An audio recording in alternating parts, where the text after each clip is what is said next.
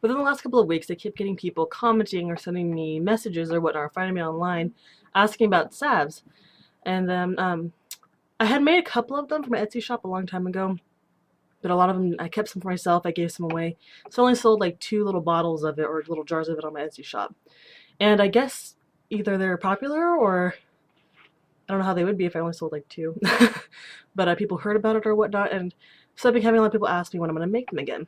And I said, I don't really have any money, it's hard for me to make them, and you're just going to have to wait. Then I gave in. I had a little bit of money. So I started one. I gotta put it in a different jar though because I don't like having all this air in here. I feel like it can kind of affect everything in there, and all that air kind of trapped in there. I feel like it's going to make it go rancid or something. But I don't use a lot of herbs that some people use on their sites. They claim that they'll look at medieval recipes, use herbs from there, but the majority of them, especially on Etsy, are not certified herbalists, and even if they are, they probably got an online degree or something. So I wouldn't trust a lot of people if they said they use like, I use mandrake and foxglove and blah blah blah. No. I did put a stick of mandrake in here, but it's the mayapple. It's the American version of mandrake, which a lot of people say isn't the same. But I like the properties that go along with it, so I put it in here anyway. Some of the things I use in here are wormwood, mugwort, damiana, passion flower, catnip, things like that. And there's a ton of other stuff in here too. But I do always list, sorry, I was trying to see what this was. I do always list all the ingredients in my salves, just in case you have an allergy, or if something happens, you can go to a doctor or whatnot, and tell them exactly what you put on your skin.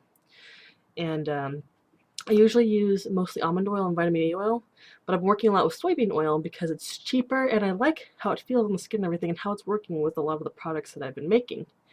And then that way I can charge less, and I can make more of it, and more people can use it.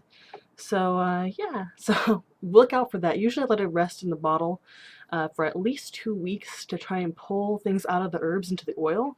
And either I'll let it stay the 2 weeks and then I'll strain all the herbs out and then put fresh ones in and put them in for 2 weeks, or just let it sit in the jar for a month. And I don't put it in direct sunlight, but I do want to get some warmth. So a lot of the times I will, if the jar's small enough, put it in a brown paper bag and put it on my windowsill so that some sunlight and some warmth comes from that and goes into the salve. But it's not hitting it directly, so it's not really messing with it too much.